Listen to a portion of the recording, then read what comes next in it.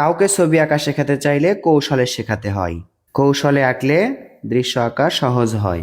সোজা একটা দাগ দিলাম। দারুণ একটা দৃশ্য আপনাদেরকে এঁকে দেখাবো, অপেক্ষা করুন, ভিডিওটি শেষ পর্যন্ত দেখুন।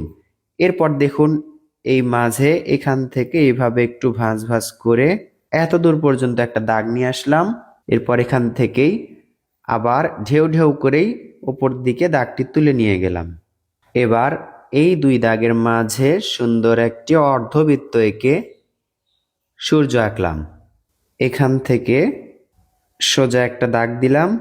এই তো দেখুন, এভাবে নিচের দিকে নিয়ে আসব। আবার এখান থেকেও নিচের দিকে নিয়ে আসব। এই দাগটা আমরা ডাবল করব। এখান থেকে ডাবল করলাম। এটা হচ্ছে একটি ব্রিজ সিনারি, আর এখানে আমরা রেলিং আঁকবো। এই তো এভাবে করে নিচের দিকে যত আসবে তত এই রেলিংগুলো বড় হবে।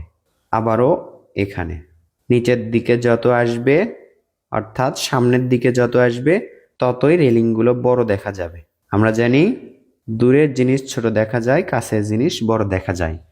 এবার এখান থেকে দেখুন এইভাবে ভাঁজ করে লেগে দিব, আবার ভাঁজ করে মিলে দিব, আবারও ভাঁজ করে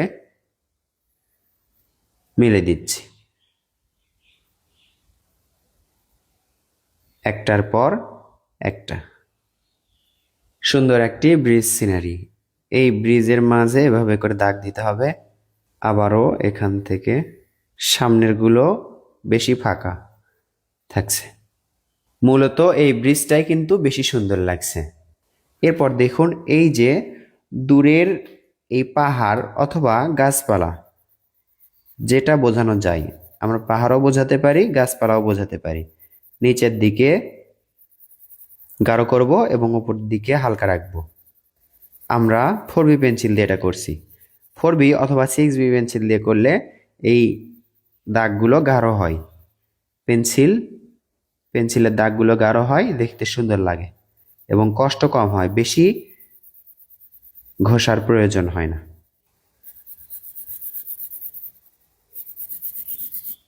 এই পাশেও আমরা একই রকম করেই পেন্সিল দিয়ে আঁকলাম, অর্থাৎ নিচের দিকে গাঢ় করলাম, উপর দিকে হালকা করে দিলাম। এবার দেখুন এই সূর্যটাকে আরো সুন্দর করতে আমরা এই পাশে সূর্যের চারিপাশে পেন্সিলের শেড দিব। হালকা করে পেন্সিলটা হালকা করে ধরেই এই দাগের ভিতরে যেন না পৌঁছে, এভাবে করে হালকা করে দিব।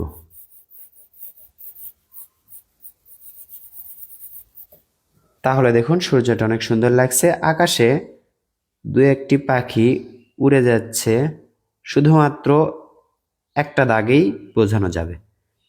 এই তো এইভাবে একটা দাগেই বোঝানো যায়। এবার ব্রিজের কাজটা আমরা করব। দেখুন এই খুঁটিগুলো একটু গাঢ় করে দিব। এক পাশে গাঢ় করে দেওয়ার চেষ্টা করব, আরেক পাশে যেন হালকা থাকে। এটা করলেই সুন্দর হবে। এক পাশে গাঢ়, এক পাশে হালকা। মোটা পেন্সিল, এজন্য একটা দাগেই আমার হয়ে যাচ্ছে। যখন দৃশ্যটা বড় করে আঁকবেন তখন এভাবে করবেন, এক পাশে গাঢ় এক পাশে হালকা।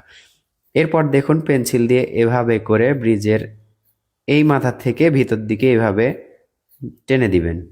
এতে করে কাঠের ব্রিজ, এটা সুন্দর বোঝা যাবে, কাঠটা দেখতে ভালো লাগবে। এভাবে করে ধরবেন এবং ডান দিকে ছেড়ে দিবেন। ওই পাশে যখন আমরা করব একই রকম করেই দাগটা দিব। দেখুন এই তো এখান থেকে এদিকে। তাহলে সুন্দর একটি ব্রিজ সিনারি হয়ে গেল। এটাকে আরো আকর্ষণীয় করা যায় কিভাবে দেখুন। যদি একটা তাল গাছ অথবা ডাব গাছ আঁকা যায়, আমরা এখানে একটি ডাব গাছ আঁকবো। এখান থেকে এইভাবে একটু ভাঁজ করে দিব।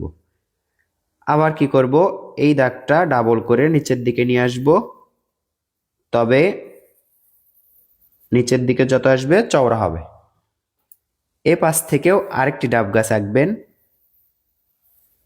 এভাবে নিচের দিকে সরু, নিচের দিকে চওড়া, উপর দিকে সরু। আমরা শুরুতেই এক পাশে গাঢ় করব এবং এক পাশে কালো করব। এক পাশে গাঢ় করব এবং আরেক পাশে হালকা রাখবো। এখানেও এক পাশে গাঢ় করব এবং এক পাশে হালকা রাখবো। ডাব গাছের পাতার শেপগুলো আমরা এঁকে নিব এভাবে। দেখুন এটা আঁকা অনেক সহজ বা খুব ইজি। দেখুন এভাবে অনেকগুলো পাতার ডাল এঁকে নিলাম। এখানে শুধুমাত্র ঝিরিঝিরি করে ডাবের পাতার শেপ যেগুলো থাকে পাতা সেগুলো আঁকলেই হবে। মোটা পেন্সিল দিয়ে ডাব গাছের পাতা আমরা এঁকে নিলাম এইভাবে। দেখুন একটু ভিডিওটি স্কিপ করে আপনাদের দেখালাম, তবে এভাবে আপনারা আঁকতে পারবেন, এটাই সহজ হবে। মোটা পেন্সিল দিয়ে করছি, এতে করে সুবিধা হলো এবং অল্প সময়ে করা সম্ভব হলো।